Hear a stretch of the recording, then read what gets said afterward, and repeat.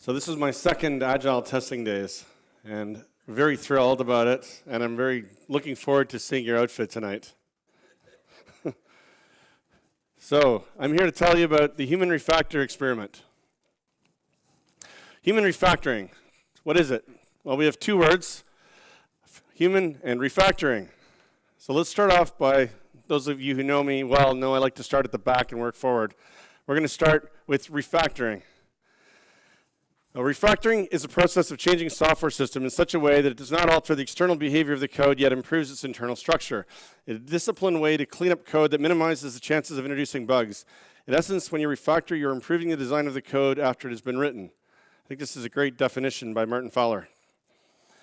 Robert Martin and Micah Martin say in their book, this chapter is about human attention, about paying attention to what you are doing and making sure that you are doing your best. It is about the difference between getting something to work and getting something right. It is about the value we place in the structure of our code.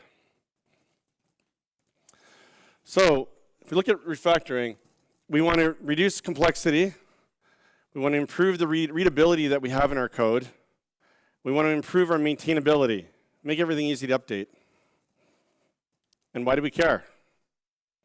Because requirements change. Has anyone ever been in a project where the requirements didn't change? Anyone? Requirements didn't? No. It's nobody. They always change. It's the unknown. We don't know what's going to happen in the projects. We don't know what's going to happen in the future.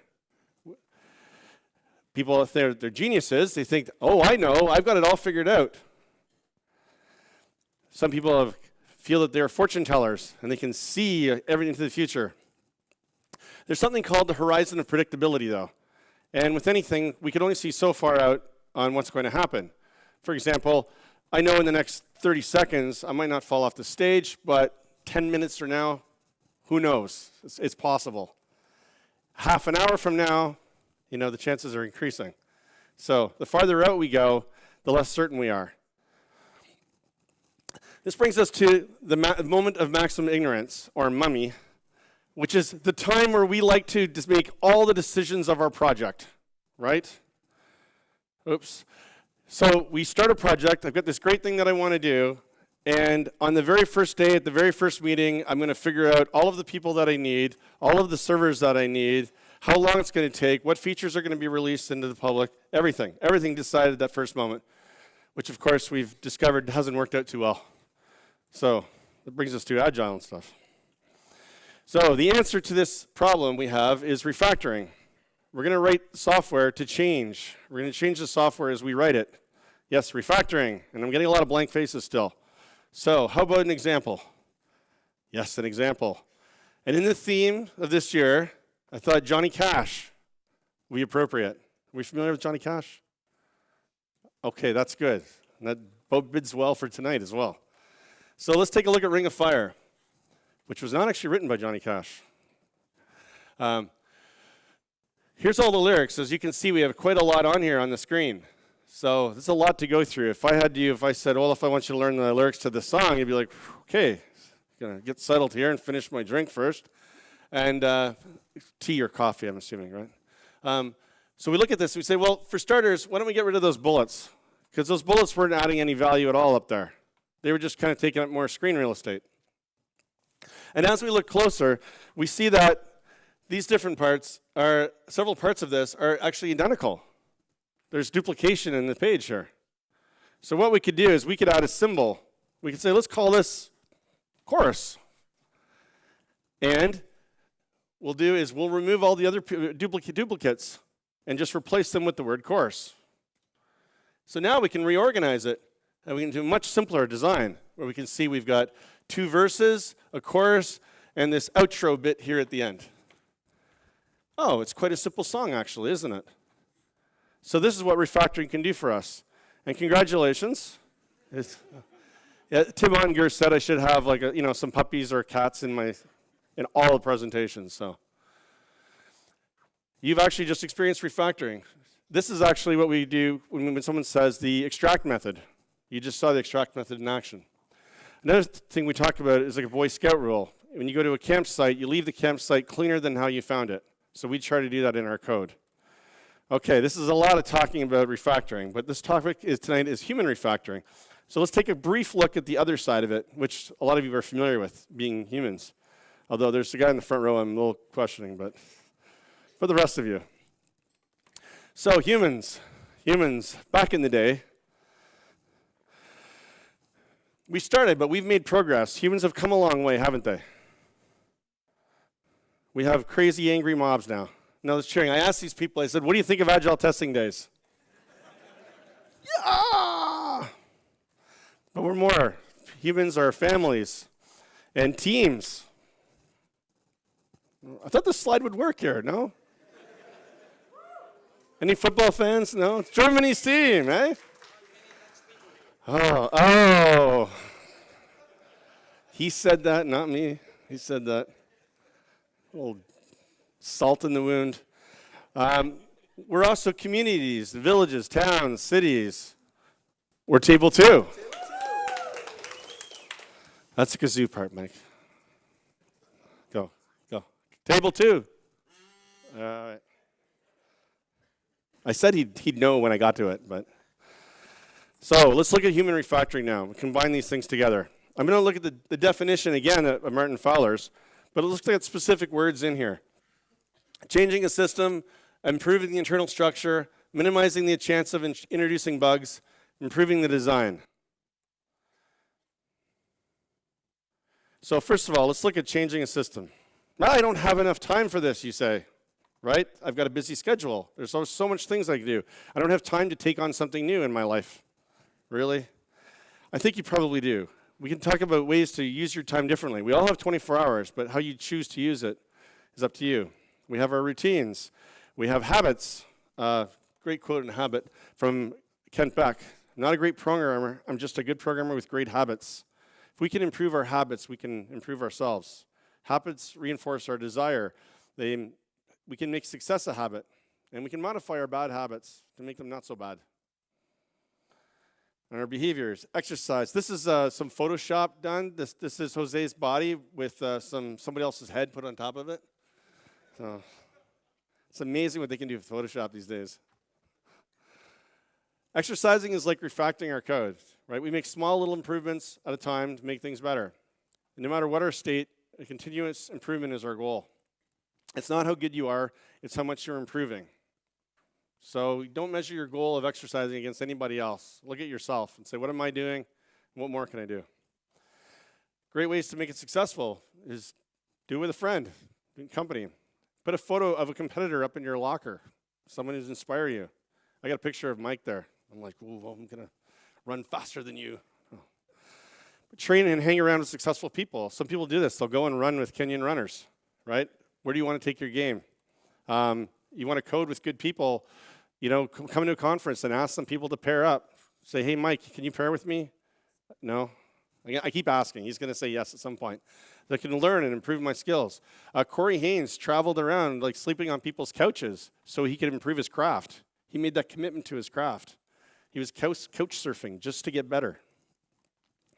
If you want to take one thing from the whole thing, from my whole talk, it's this phrase right here. A 15-minute walk can change your life.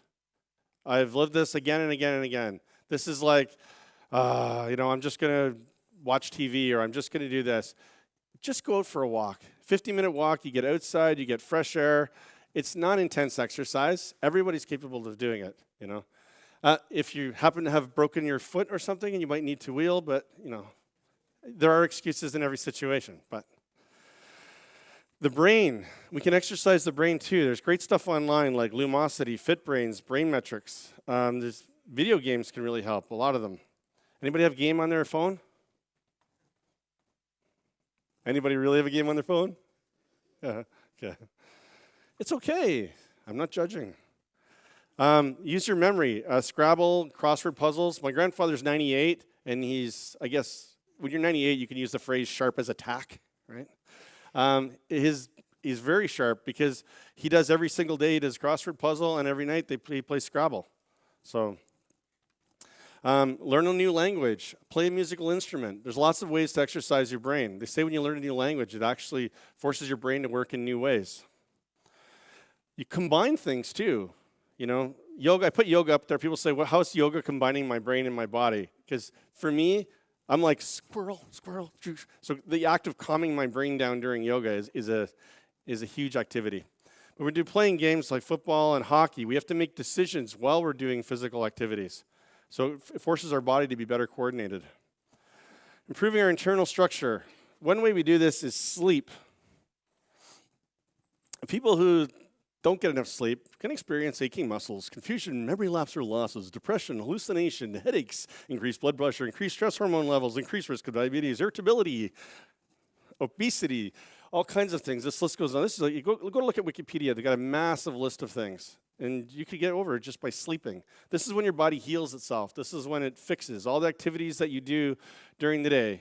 This is when your body does its little refactoring, heals up damaged muscles, and you get healthier. So if you're not feeling well, increase your sleep is the quickest way to get better. If you're depriving your body of a chance to repair if you're not sleeping. Minimize the introduction of bugs. The reason I put this here is this is how bugs get into our system. We eat, but what we drink and the air we breathe as well. These are the inputs that come into our systems. You always say it's just this one thing, like this little piece of cheesecake, you know, and you got like some raspberry sauce on it and some whipped cream, and I put it on a side, and you put the fork in, and it's, oh, sorry. I like cheesecake. But what we don't realize is a lot in foods we have is we actually have toxins and mold, and there's poisons, and there's pesticides and herbicides and pollution in the air we have, and chemicals. There's a lot of things that we make, man-made things, which I'm not totally certain whether we are good for us or not. Things like aspartame, things like monosodium glutamate. We just assume that they're good for us, but we don't have enough time since they've been created for us to really be sure. If I go and get an apple off a tree, and I pick that apple, and it hasn't been sprayed with anything, it's an apple like in the forest, right? It hasn't been touched by anyone. I know that apple's good. Apple's been around for a long time, right? This is something provided by nature. It's like a cow eating grass. That's a normal thing. I'm going to get into this more. The thing is, we are omnivores. You could basically put almost anything into our system, and we will like turn it into energy. This is a great thing by Bill Wake, who I work with, Industrial Logic, is hazardous code death spiral. So on the left is the bad stuff. This is when we make those decisions. This is your decision point right here in the middle. And you'll decide and say, oh, I'm going to do that thing that's not good for me, or I'm going to do that thing that is good for me. Because you guys know this stuff already. You make these decisions. But what happens is the code gets worse, or the code improves each time when we make these decisions. So I'm being mean about this, but I'm really saying there's no quick answers here. It's on you. Okay? But I totally need my Red Bull if I want me to get any coding out of me at all. That's how I get my energy source. I need it. Michael Pollan has a nice quote about eating. He says, eat food, not too much, mostly plants. He says it in the first chapter of his book. He says, well, you don't really have to read the rest of the book, but I go into more detail. Kind of like that. Get to the point, right? It's like a speech. Good speech, get to the point. Okay, I'm going to move on. Get to the point. What is food, though? Because a lot of things are called food, but are they really food? Food like edible substances. The food that your grandparents ate, you know, was so much more healthier. Things have been changing a lot. We feed animals like in new ways. I don't know how much it is in Germany, but in North America, we love to feed cows with corn and with soy. And I pay a lot more money to buy beef that's the grass-fed. It tastes better. I feel it's much better for me. Grass-fed beef, organic, locally grown vegetables, free-range chickens, non-processed. My big question is could this food have existed 1,000 years ago, 10,000 years ago, 100,000 years ago? If the answer is yes, then it's probably okay to eat, right? If I see this like candy in a wrapper and all that, it's like, how is the body going to process it? Just because I can eat it doesn't necessarily mean I should eat it. Little things we can do with our diet. Don't necessarily eat more than you need. Our portion size is very important. There are diets like paleo, primal, slow carb, high fat, low carb diets. There's all kinds of things that are out there if that's what you're looking for. And I can talk to me later if you want to hear more about those. Carbohydrates is one of the biggest things that I think people need to look at in their lives and how they eat. Sugar's a quick burning fuel, but have a huge impact on our system. And if you're really interested in learning more, I invite you to read up about the glycemic index and insulin index. What people don't realize is that crackers have a bigger impact on your body than ice cream does. Crackers, right? So your body is like going, holy Jesus, crackers, oh my God, pump out the insulin. And it's like, it's ice cream, just put a little bit out there, it's okay. But that's not what we believe, right? That's what we think that the ice cream is the real bad one. Saturated fat, there's more and more studies. For years, people were told, don't eat saturated fat, it's killing you, it's causing all these heart problems. Well, now they're saying, oh yeah, well, it seems that we weren't quite accurate on those studies. And more information. They're saying, oh yeah, we told you not to eat eggs, but actually it seems that eggs are just fine. So, oh no. I can recover. Back in business. So there's different types of fats though, right? We have trans fat, saturated fat, unsaturated fat. Monounsaturated fats, polyunsaturated fats. Omega-3 fatty acids, which we all hear about, and they're all wonderful and good for us. Trans fats are definitely bad, but just don't think fat is bad. My only point here is I want you to look at things more closely and say, oh, I just thought there was like fat and it was a bad thing.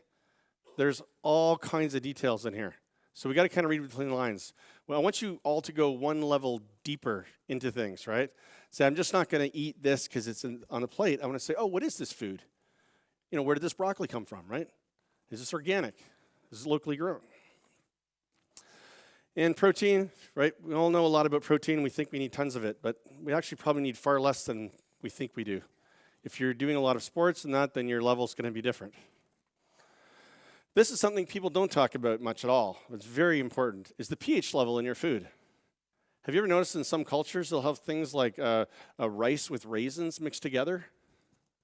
What they are doing in there is they're actually balancing the pH of them because the rice is acidic and the raisins are alkaline. So it helps balance that out.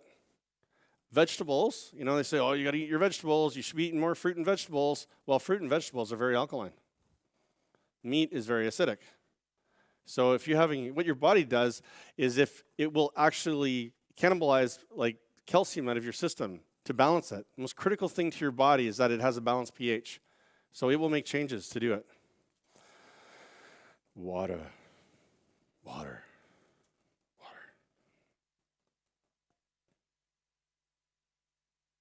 Let's just do something else with the water there, but I just wanted to let it sit. Water is a connective force in our bodies. It's critical to make electricity work in your system. Most people aren't drinking enough water. Top athletes, they constantly are managing the fluid intake that they have. And I invite you again, look at the water you're drinking because not all waters are created equally, right? Yeah, and quick note on there, another thing. An experiment I'm running right now, and I said the human refactor experiment. I'm constantly running experiments on my own body. And one of them I'm running right now is not drinking any fluoride. Because I'm not sure of the water here, but in Ottawa, where I live, they add fluoride to the water. And the intention is that that's going to improve our teeth. Right? Well, I don't quite understand the ingestion of water and how it improves our teeth. But this is a pretty well accepted standard across Canada and the US. There are some communities that are now saying, well, we're not going to bother putting fluoride in. So that's something you can do in your water. Think about with your water. CPUs on computers get destroyed by heat. Heat is like their biggest enemy. And same thing with your body. If you don't get enough fluid in it, your body will start shutting down. You'll start making poor decisions and stuff, and your physical capabilities will drop. You see a lot of athletes wearing performance clothing. One of the things they're doing, it's not all to sell the name brand. they actually perform better with the clothing. A lot of the clothing is designed to remove the heat, get the heat off their body. So if they can have a lower core temperature, they can actually perform at a higher level. Improving the design. What does our code look like? We have like 100 trillion cells or so. We have DNA. Got this cool little image here. That's the fancy part of the show right there. So I'm hoping you're getting some. Thank you. Cool double helix. So if you stretched out DNA, you'd be like about 6 feet high, they say, but it's so tightly wound that it fits within a cell, which is pretty amazing. So we have 23 pairs of chromosomes. Now here's something, I know a lot of this stuff you guys are familiar with, but I think this is one thing I'm going to get you with, hopefully new here. Telomeres. Telomeres, if you think of like the shoelaces, on your shoelaces, the end of your shoelace has like a little plastic wrap around it, right? And it's to stop it from fraying. So your cells have that, or the chromosomes have that as well. They have this telomere around it. What happens is every time it duplicates, right, they get damaged a bit, and they get damaged a bit. This is believed to be your internal clock. This is believed to be why we get old. Because the cells start going. Why they wear out. Why we don't just duplicate the cell and it's just like the old one. It's because this change happens here. And that's pretty cool, isn't it? Because just think now, what would happen if we had the capability of maybe taking a drug which stopped damage from happening from the telomere when it duplicated? Well, then suddenly people would live maybe 150, 200 years old, maybe older. It's kind of like one step from that possibly happening. That would change the world dramatically, of course. Do we want that even? That's an ethical thing. Is that maybe a bad thing for that to even happen? Lots of good questions. But this is a really interesting subject. There's one company funded by Google in California who are heavily invested in researching this right now. Other impacts. There's other impacts, other things that really affect our lives and our health. And one is the space we're in. You know, we look at our desk, our chair. Is your office? Do you get to take breaks? You know, some teams, like to go outside a lot. Some companies will pay for you to be part of a recreational team. You know, here's some cool things. About half the people that I work with have various desks, usually sit, stand. One of our guys, though, Chris Freeman, has a treadmill desk that he uses, and he loves it. I can't quite do that yet, but, you know. So I want to ask a question to you, and just think to yourself here. What's one thing you can do to your own environment, the place where you work every day? Could you make a change to that to make it a healthier environment for you? You think I'm going to go off the stage right now, I am not. So there's probably one small thing that you could make, a little change to make it a healthier environment for you, right? Maybe that's as simple as like, opening the window, getting fresh air in, right? Maybe it's like I could stand up part of the day. Maybe I could work off the counter. There's also the mental environment that we work in too, right? Is it creative? Is it fostering? Is it supportive? Do we get challenged there? Now coaching. Coaching. How many coaches in the room here? I just want to get an idea of how many people I'm going to frustrate here now. How many people in the room have a coach, have a personal coach? Have you got a personal coach? Okay, look around. Just take a look around. Keep your hands up, please. And look around.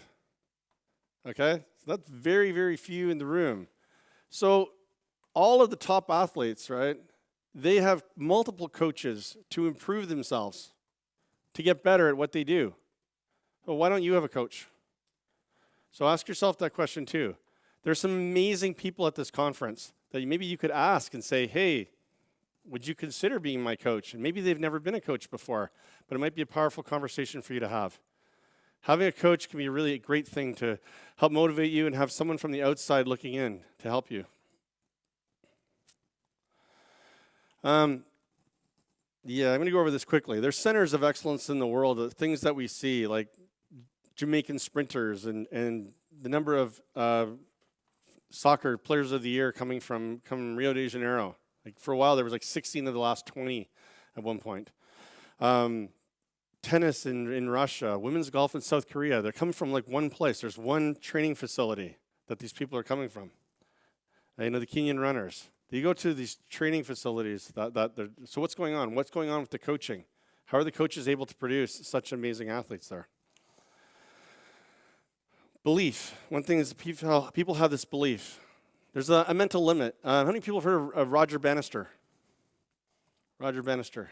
I'm not getting a lot of hands on these questions here. Are you just trying to make me happy with that? No? Okay, thanks. I appreciate that. At least you're honest about it. So Roger Bannister was the first person to run the mile in under 4 minutes. Now, it was believed that it couldn't be done because your body would, like your heart would blow up. The human body just cannot do that. Now, he did it, and 2 months later, he did it again, and the person that finished second also went sub 4 minutes. So in the, I had a note here. Where did my note go? Did I go back? I got to reach down. It's really small. Yeah, within 3 years. So it was within 3 years, 16 other runners had gone under a 4-minute mile. Well, what happened there? They saw someone do it. They saw someone believe it. This is like when you're working with your teams. If you can get one team to buy into the new system, that other team across the hall is going to be easy. You got to make that beachhead, get that first team going. People need to believe that it's possible. It changes everything. You can do it. I guess proper pronunciation would be, you can do it! So, what's your potential? What would you do if you weren't afraid? Who said you couldn't do it? Do you need permission from someone? Was there someone stopping you from doing your goal? Because you're adults now. So you don't have to listen to them. So what if you could? Do you believe it's possible? It's like working at a desk all day, right? I can't do things like this. This is me, our progress again. Do you know that sitting is killing us?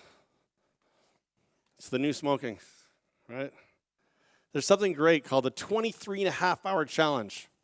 And what the 23.5-hour challenge is that we would like you to only sit or lie down for 23.5 hours. If you could do that, that would be great.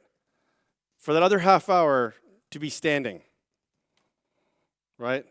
If you would just do this. You have to understand, I mean, people, they get up, we go to the kitchen, we get food, we sit down, we eat, we get ready, we leave, we get in our cars, we drive to work, we walk into the office, we sit down at our desks, we get up and we have lunch and we sit down again.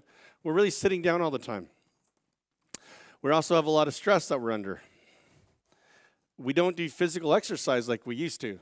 Arnold Schwarzenegger, when he got a job as a bricklayer, so he could stay physically active, right? This is more us, though, right? Under the pressure, no, it's 7 o'clock. Yeah, not supposed to be at work still. What's our possible outcome here? We're doomed. But hang on, don't panic. We are armed and we're dangerous because we know how to improve code. We know how to improve our code with our human refactoring. So where do we start? I'm going to give you a couple of things here to go with. One is on exercising. I want you to do something at least once a week. Pick something to do. The more intense the exercise, the more your appetite is going to be increased. So keep that in mind. You might want to start with something easy. Like I said, a nice walk is a great thing to do. And take a friend along, Maybe it can be a new routine in your household is that you go for walks. As far as your diet, try to make one positive change. Just one little thing. Refactoring is all about little tiny changes. It's not great big steps. Little tiny steps at a time. You can't take one step and be at the top of the staircase. You have to take little steps to get up there. But each step is easily attainable, right? Little tiny steps. I can't step all the way up there, but I can make that step, and then that one, and then that one. Once we start thinking about that, then it becomes sustainable. Mike, is that what worked for you? Yeah. That was it? Yeah?